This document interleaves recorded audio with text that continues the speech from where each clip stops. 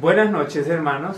En esta noche le damos la bienvenida a este tema sobre el maravilloso mundo del Apocalipsis. Vamos a ver todos los capítulos, iremos subiendo videos acerca de cada una de las profecías que Dios nos ha regalado. El Apocalipsis es un libro abierto que Dios nos ha dado para poder darnos a conocer las cosas que han de suceder pronto y las cosas que empezaron a suceder desde que Jesús fundó su iglesia. Vamos a iniciar, hermanos, con una oración y vamos a colocarnos de rodillas. Querido Padre que estás en el cielo, nos ponemos en tus manos, Señor, porque tu palabra dice que si alguno tiene falta de sabiduría, demándala a Dios. También, Padre, tu palabra dice que el que toca la puerta se le abrirá. Estamos dispuestos a que tú nos enseñes, Señor. Permítenos abrir nuestro corazón a este conocimiento. Que el conocimiento pueda servir para nuestra salvación. Lo pedimos en el nombre de Jesús. Amén. Amén. Pues vamos a iniciar el tema de Apocalipsis capítulo 2. Vamos a iniciar con las 7 iglesias. Si ustedes pueden leer también que en el Apocalipsis capítulo 2 se manda una serie de mensajes a diversas iglesias. Y la primera que vamos a ver en esta noche es la iglesia de Éfeso. ¿Sí? La iglesia de Éfeso, que es la primera iglesia, dice la palabra de nuestro Dios, las 7 iglesias, interpretación histórica. ¿Sí? Porque es importante señalar también que las 7 iglesias es una interpretación histórica y que hoy en día el mundo cristiano le ha estado cambiando ese método de interpretación. ¿Sí? Así que tomaremos en cuenta el método histórico, que no es de una persona. El método histórico es el método que la Biblia utiliza para poder interpretarse. ¿Sí? También más adelante se puede analizar los métodos de interpretación futuristas, ¿sí? El método preterista. Estos métodos que de alguna manera se han infiltrado en el mundo cristiano y han minado la fe protestante que Dios nos había dado, la herencia protestante. Así que vamos a analizar por qué las 7 iglesias se deben de interpretar de una manera histórica. ¿Sí? Dice la palabra que ustedes logran percibir aquí en la pantalla. Los nombres de estas, refiriéndose a las iglesias, son un símbolo de la iglesia en diferentes periodos de la era cristiana. ¿Sí? ¿Qué dice esto? Los nombres de estas son un símbolo de la iglesia en diferentes periodos de la era cristiana. El espíritu de profecía dice claramente que las 7 iglesias son un periodo de la era cristiana, de diferentes periodos. ¿Sí? Y dice, el número 7 indica algo completo. Ojo ahí, porque en el Apocalipsis encontramos varias profecías con número 7. El número 7 indica algo completo y significa que los mensajes se extienden ¿hasta dónde? Hasta el fin del tiempo. ¿Sí? Es importante que entendamos esta cita porque los nuevos métodos están tirando por abajo toda esta interpretación histórica. Y el espíritu de profecía nos deja claramente que es un tiempo histórico, son etapas de la iglesia, del pueblo de Dios. También nos dice que el número 7 es porque es algo completo. Mientras que los símbolos usados revelan la condición de la iglesia en diferentes periodos de la historia. Hermanos, las 7 iglesias no son 7 caracteres. ¿Sí? No son 7 caracteres. No son 7 iglesias literales. Ciertamente se le mandó a 7 iglesias literales. Pero la palabra también nos describe ciertas características que tenía cada iglesia. Y que de esta forma nos dan una lección importante para la iglesia que debía de atravesar diferentes periodos en la historia. Se habla de Cristo, dice también, como caminando en medio de los candeleros de oro. Así se simboliza su relación con las iglesias. Esta es una constante comunicación con su pueblo. Conoce su real condición. Observa su orden, su piedad, su devoción. Aunque es el sumo sacerdote y mediador en el santuario celestial, se le representa como caminando de aquí para allá en medio de sus iglesias en la tierra. Con incansable desvelo y constante vigilancia, observa para ver si la luz de alguno de sus centinelas arde débilmente o si se apaga. Si el candelero fuera dejado al mero cuidado humano, la vacilante llama languidecería y moriría.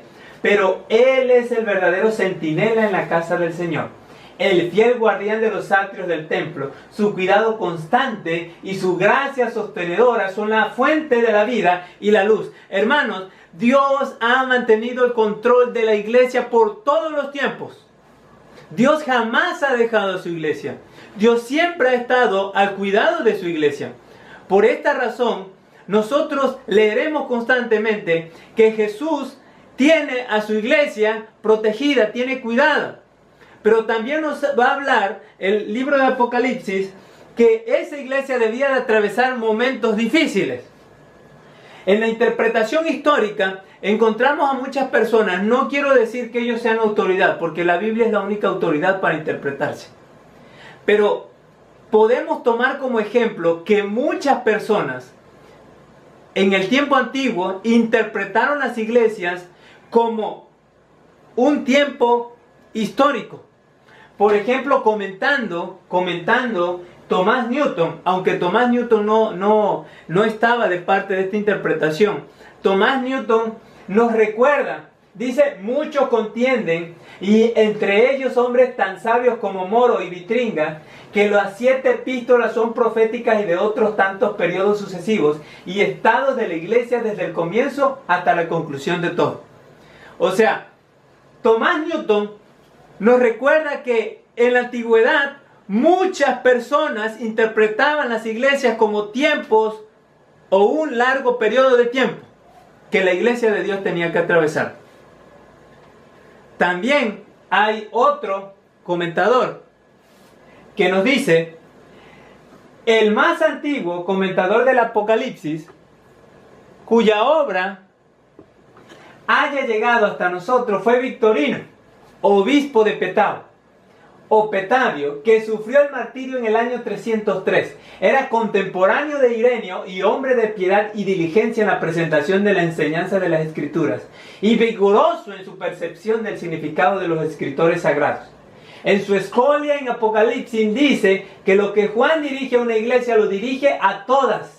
Que Pablo fue el primero en enseñar que hay 7 iglesias en el mundo entero y que las 7 iglesias nombradas representan la Iglesia Católica Universal. Era lo que interpretaba este comentador llamado Victorino, ¿sí? Él entendía que los 7 periodos involucraban a 7 periodos de la Iglesia Católica, ¿sí? Con esto solamente estamos tomando una referencia histórica sobre lo que han creído muchos cristianos a través del tiempo.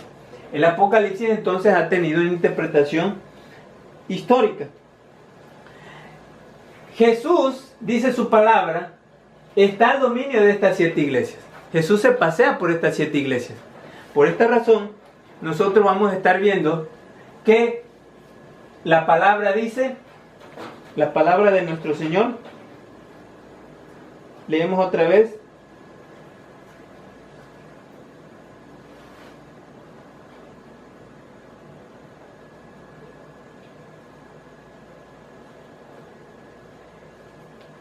el libro de Éfeso.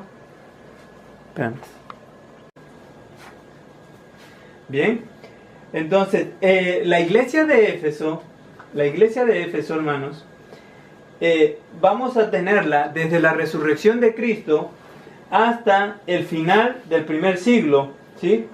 Hacia la muerte del último de los apóstoles. En esa etapa vamos a situar esta iglesia, que démonos cuenta que no se menciona años, no se menciona un periodo de tiempo, pero por las características que presenta cada iglesia debemos establecer en qué etapa se encuentra. Entonces esta es la iglesia desde la resurrección de Cristo hasta prácticamente la muerte de los últimos apóstoles.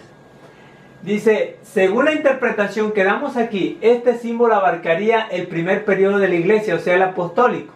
La definición de la palabra Éfeso significa deseable. Eso significa deseable, porque Dios nos habla en su palabra que la primera iglesia dice que vendían sus propiedades, partían el pan juntos, oraban en casa, estaban unánimes.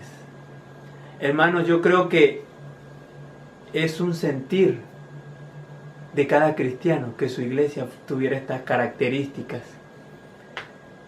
Pero Dios dice que esta iglesia era deseable. Palabra que describe fielmente el carácter y la condición de la iglesia durante su primera etapa. Los cristianos primitivos habían recibido la doctrina de Cristo en toda su pureza, disfrutaban los beneficios de los dones del Espíritu Santo, se distinguían por sus obras, labores y paciencia, fieles a los principios puros, enseñados por Cristo. No podían soportar a los que obraban mal y probaban a los falsos apóstoles, descubrían cuál era el verdadero carácter y los hallaban mentirosos. Recuerdo que la palabra de Dios, hermano, menciona un ejemplo en el cual un tal Simón, el mago, quería comprar el poder de los apóstoles, el poder del Espíritu Santo. Hermanos, esta iglesia tenía la capacidad de discernir lo malo, de poder probar a los verdaderos siervos de Dios. ¿Sí? Esta iglesia tenía el poder de la palabra, y es un poder que Dios puede darle a cada hijo suyo. El versículo 2 dice, el versículo 1, y escribe el ángel de la iglesia en Éfeso, que tiene las 7 estrellas en su diestra. El que anda en medio de los 7 candeleros de oro dice esto. Hermanos, ¿no te encanta la palabra que dice que Dios tiene a sus iglesias en su diestra? Hermosa bendición, hermanos, que Dios se pasea en medio de sus iglesias. La iglesia de Dios hoy no está sola. La iglesia de Dios, dice la palabra del Señor, que Cristo se pasea en medio de sus iglesias y que las tiene en su diestra. Hermano, por muy difícil situación que los hijos de Dios atraviesen, a veces decepción, soledad, persecución, la palabra de Dios dice que Dios no abandona sus iglesias. Dios se pasea en medio de sus iglesias. Es la viña del Señor. El versículo 2 dice, yo conozco tus obras, tu arduo trabajo y paciencia, y que no puedes soportar a los malos, y los has probado, a los que se dicen ser apóstoles y no lo son, y los has hallado mentirosos. Y has sufrido y has tenido paciencia y has trabajado arduamente por amor de mi nombre y no has desmayado. Bendición, hermanos. Esta iglesia tenía el poder del Espíritu Santo. Esta iglesia se había negado a sí misma.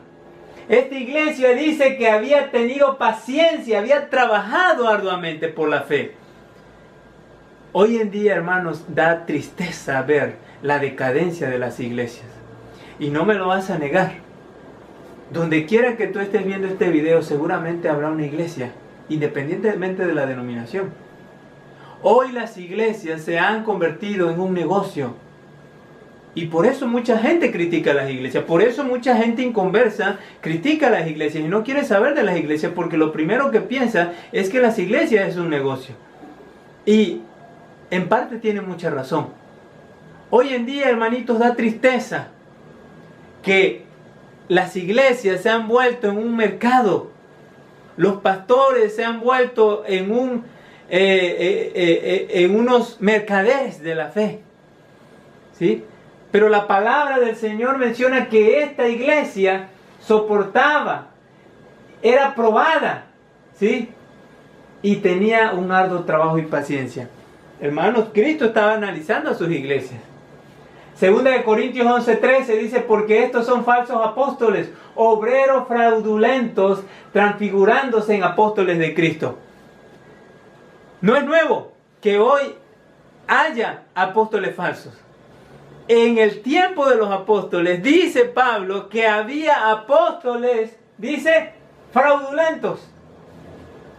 Por eso no es nuevo que hoy haya obreros fraudulentos, apóstoles fraudulentos. Hoy cualquier persona puede ser apóstol. Hoy las personas honran a dichos pastores que se dicen ser llamados apóstoles. Pero la palabra del Señor dice que debemos de probar, así como lo hizo la iglesia de Éfeso. La iglesia de Éfeso no venía y porque alguien era Pablo, alguien era Juan, venía y lo recibía. No, la iglesia de Éfeso probaba a los verdaderos apóstoles y la doctrina provenía de Dios. Eso lo podemos encontrar en muchos ejemplos en la Biblia, ¿sí? La iglesia cristiana primitiva probaba a sus obreros. Y hoy da tristeza que las iglesias no están probando a sus obreros. Hoy lo primero que piensan los cristianos es que me lo dijo mi pastor, ¿sí? Le voy a pedir permiso a mi pastor, le voy a preguntar a mi pastor si es verdad. Da tristeza porque la palabra de Dios es viva y eficaz, y como hace un momento decíamos, si alguno tiene falta de sabiduría, demándela a Dios. La palabra del Señor dice que es lámpara a nuestro camino. Nadie debería de estar engañado. Deberíamos de estar estudiando y aprovechando más nuestro tiempo. Pero eso es lo que Satanás no quiere. Satanás nos envuelve en situaciones que quitan nuestro tiempo y quitan el tiempo para poder estudiar las Escrituras. Pero había un mensaje contra esta iglesia, hermanos. Dice, pero tengo contra ti que has dejado tu primer amor. ¿Qué había dejado? Su primer amor. Recuerda por tanto de dónde has caído y arrepiéntete y haz las primeras obras, pues si no vendré pronto a ti y quitaré tu candelero de su lugar si no te hubiera arrepentido. Con este versículo me queda claro una cosa. El Señor tiene una iglesia a través de todos los tiempos, siempre ha tenido una iglesia que lo ha representado. Pero también el Señor reprende a la iglesia que lo necesita. Y nos recuerda que si nosotros no estamos dispuestos a recibir esa corrección, Él dice que va a quitar el candelero de su lugar. Querido hermano, tú no creas que porque te sientas la iglesia escogida de Dios, no creas que Dios no puede quitar ese candelero del lugar.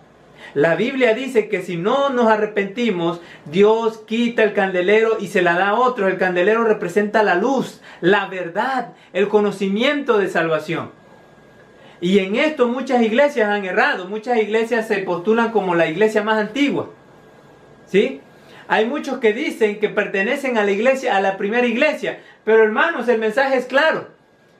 Dios ha dicho que puede quitar y romper el pacto con una iglesia que también lo rompió previamente. Dios no está casado con ninguna institución religiosa. Dios tiene su verdad. Dios está casado con su iglesia fiel, con aquellos que le buscan de todo corazón. La palabra del Señor dice, y me buscaréis y me hallaréis, porque me buscaréis de todo vuestro corazón. Hermano, donde quiera que estés, busca la verdad. Encuéntrala, está en la palabra de Dios. Dice, testimonios selectos. Pero después de un tiempo, el celo de los creyentes, su amor a Dios y entre sí, empezó a disminuir. ¿Está refiriéndose a la iglesia de Éfeso? Claro que sí. Penetró la frialdad en la iglesia. Surgieron divergencias. Y los ojos de muchos dejaron de contemplar a Jesús como autor y consumador de su fe. Las masas que podrían haber sido convencidas y convertidas por la práctica fiel de la verdad fueron dejadas sin amonestación. Entonces fue cuando el testigo fiel dirigió su mensaje a la iglesia de Éfeso. Su falta de interés por la salvación de las almas demostraba que había perdido su primer amor, porque nadie puede amar a Dios con todo el corazón, la mente, el alma y la fuerza sin amar a aquellos por quienes Cristo murió. Dios llamó a arrepentirse y a hacer las primeras obras, no fuese que quitase su candelero de su lugar. Hermanos, el enemigo tiene muchos planes. Y uno de ellos es cuando llega la verdad a tu corazón, ¿sí? Él sabe que el ser humano no es contundente, que el ser humano no prosigue, que el ser humano tiende a desalentarse rápidamente. Y ese recurso lo utiliza Satanás. O sea, no importa que tú sepas la verdad, la iglesia de Éfeso tenía la verdad, pero dice que estaba perdiendo su primer amor. estaba disminuyendo la obra con la que había iniciado. Estaba disminuyendo el poder del mensaje. Y Cristo tuvo que reprender ese acto.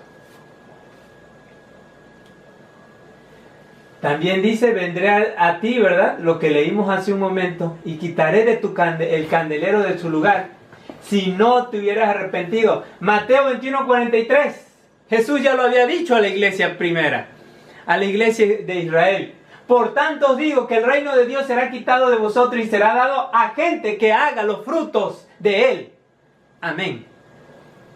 La palabra del Señor dice que si tú no estás dispuesto a dar frutos, no importa. Cristo va a tomar tu candelero y lo dará a otra persona. Hermano, si tú no quieres predicar, no te preocupes. Cristo tomará a otra persona mejor que tú y va a terminar su obra. Si tú no quieres enseñarle la luz a este mundo, si tú no quieres hacer lo que Cristo te pide, no te preocupes. No te preocupes, pero el Señor tomará a otra persona. Eso lo reveló Cristo, hermano, en Mateo 21:43. ¿Era la iglesia verdadera, la iglesia judía, sí o no? Estamos leyendo la Biblia. La iglesia judía, hermanos, era la iglesia verdadera que Cristo había fundado. Entonces, ¿por qué Jesús la abandonó? Ahí está la respuesta, porque no tenía los frutos dignos de la fe. Por esa razón nosotros debemos de hacer frutos dignos de arrepentimiento, hermanos. No nos creamos que somos la verdadera iglesia. Hermanos, la verdadera iglesia va a dar frutos dignos de ese arrepentimiento. También hablaba de los nicolaitas, ¿sí? Hablaba esta palabra de Dios que aparecían los nicolaitas. Los nicolaitas hace un comentario, dice que, vamos a adelantar esta más acá, dice, se sabe por los comentarios de Claire Quito y los padres de la iglesia que las enseñanzas de los nicolaitas incluían una gran indiferencia hacia el adulterio y la fornicación.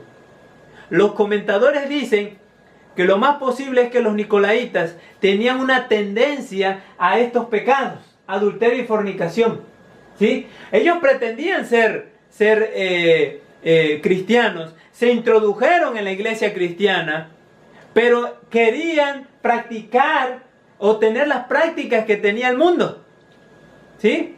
Esto es parecido a la multitud mixta que salió de Egipto. Una multitud que no estaba acostumbrada, no había renunciado al yo. Y hoy es lo que pasa. Hoy las iglesias se llenan, se bautiza muchísima gente. Pero ¿por qué estamos cada día peor? ¿Por qué las iglesias se hunden cada vez en un abismo mayor de pecado, de iniquidad, de apostasía? ¿Por qué si supuestamente se están bautizando, están creyendo, hermano? La verdad está aquí. Hay muchos nicolaitas que hoy se están metiendo en las iglesias y pasaba en la iglesia cristiana, ¿sí? Dice también, vamos a ver el siguiente versículo, dice,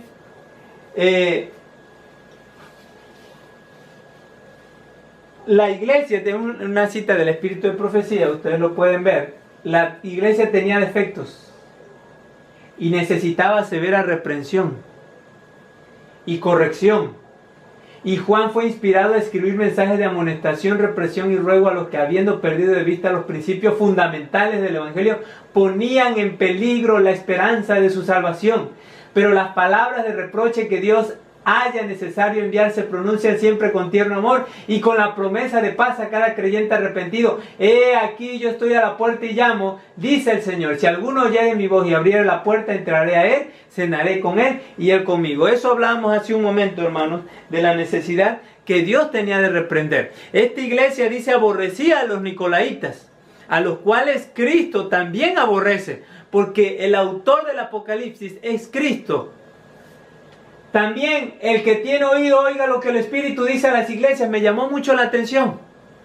Me llamó mucho la atención esta expresión. Porque muchas veces le damos poca importancia al mensaje de las 7 iglesias. Y Cristo, el autor del Apocalipsis, dice que pongamos oído al mensaje de estas iglesias. En Mateo 11:15 dice, el que tiene oídos para oír, oiga. Ya lo había dicho Cristo, hablando de Juan como profeta. En Mateo 13:9, hablando de la parábola de las semillas, dijo también: el que tiene oído para oír, oiga. En Mateo 13:43, hablando de la segunda venida, también dijo: el que tiene oído para oír, oiga. Y en Apocalipsis 13:9, hablando de los que adoran a la bestia, también se refirió: el que tiene oídos para oír, oiga. ¿Por qué traigo esto, hermanos? ¿Por qué traigo estas palabras?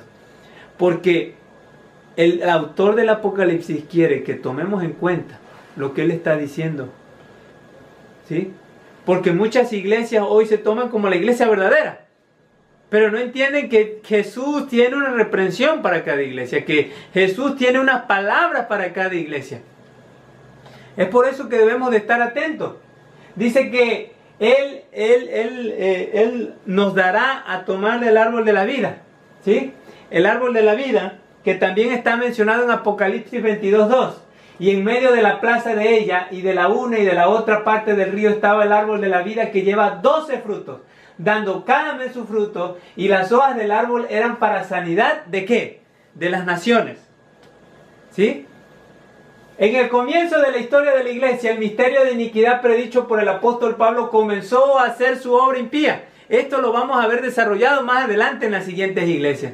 Pero en la iglesia de Éfeso, hermanos, existía en el tiempo de esta iglesia el ministerio de iniquidad. Ya lo había dicho Pablo también en una cita. Ya está obrando el ministerio de iniquidad. Y dice: predicho por el apóstol Pablo, comenzó a hacer una obra impía. Y al insistir en sus herejías los falsos maestros, acerca de los cuales Pablo amonestó a los creyentes, muchos fueron engañados por falsas doctrinas. ¿En qué iglesia? En la iglesia de Éfeso. En la iglesia de Éfeso, hermanos, la iglesia también fue probada. La iglesia fue infiltrada por apóstoles que no lo eran. Fue infiltrada por adúlteros, por fornicarios, por gente que no estaba dispuesta a renunciar al mundo. Y sigue diciendo: algunos vacilaron bajo las pruebas, fueron tentados a abandonar la fe. En el tiempo cuando Juan recibía esta revelación, muchos habían perdido su primer amor a la verdad del Evangelio. Qué preciosa cita, hermanos, porque nos centra en la batalla que tenía esta iglesia. Cuando Juan, hermanos, estaba concluyendo su vida, cuando Juan estaba escribiendo o viendo la visión de este libro profético, cuando a Juan se le estaba revelando este libro, muchos ya estaban negando su fe. Muchos ya estaban disminuyendo su amor por Cristo. Pero en su misericordia, Dios no dejó que su iglesia permaneciese en la apostasía. En un mensaje de infinita ternura reveló su amor hacia ella y su deseo de que hiciera una obra segura para la eternidad. Recuerda, rogó, de dónde has caído, arrepiéntete y haz las primeras obras. Hermanos, que Dios bendiga su palabra. Que Dios bendiga, hermanitos, a cada uno de los que están viendo este video. Nuestra intención, hermanos, es también promover que cada hijo de Dios predique el mensaje de los tres ángeles. Y esta noche, hermanos, no me voy a despedir de ti, no voy a concluir sin antes decirte: Jesús viene. Jesús está pronto a las puertas. Y si Jesús nos está amonestando, es porque Él es el dueño de la iglesia. Aquí no, el dueño de la iglesia no es ningún pastor. El dueño de la iglesia no es ningún líder. El dueño de la iglesia es Cristo, porque Él es el pastor de pastores. La palabra de Dios dice: Jehová es mi pastor, nada me faltará. Y Él se pasea en medio de las iglesias, en medio de su iglesia histórica. Ahí se pasea nuestro Creador, el autor del Apocalipsis. Déjame recordarte también, hermanos, que el libro del Apocalipsis no es un libro sellado. Desde el momento en que Jesús lo reveló, dice la revelación de Jesucristo que Dios le dio a su siervo Juan para que él conociera, para que sus hijos, su iglesia conociera las cosas que debían de acontecer pronto. Si tú crees que Apocalipsis es un libro para darle nuevas interpretaciones ecuménicas, nuevas interpretaciones jesuitas con métodos futuristas, estás equivocado. Los apóstoles entendieron muy bien el mensaje de la iglesia de Cristo, la iglesia del Apocalipsis, ¿sí? Hermanos, que el Señor nos bendiga, que puedas descansar, que tengas un feliz día donde quiera que esté. Ora por nosotros, somos hermanos de Sostén Propio aquí en Villahermosa, Tabasco, Y antes de eso vamos a terminar con una oración. Que Dios te bendiga tu hogar. Que Dios bendiga, hermanito, tus necesidades. Si tú estás pasando por un momento difícil, quizás no te conozco. Quizás no te conocemos. Pero yo anhelo que este mensaje pueda llegar a tu corazón. ¿Sí? Donde quiera que estés, abre tu Biblia. Analiza lo que hemos dicho. Hermano, Cristo viene pronto. La luz que te ha dado, Cristo la va a venir a reclamar. Vamos a colocarnos de rodillas y vamos a terminar con una oración. Querido Señor que estás en el cielo, en tus manos nos ponemos, Padre. Señor, queremos terminar de una manera tranquila esta noche. En nuestro corazón, con todo el cariño, Padre, con todo el amor, a pesar de ser malos, a veces hasta conociendo la verdad, tú estás como un Padre amante, dispuesto a corregirnos, Señor. No a aceptar nuestros pecados, porque tú amas al pecador, pero no al pecado, Señor. El pecado, por muy mínimo, hizo que tú murieras en la cruz. Por eso, mi Señor, yo te pido, Padre, que puedas aceptar esta oración y que las personas que escuchan este mensaje puedan ser bendecidos donde quiera que estén.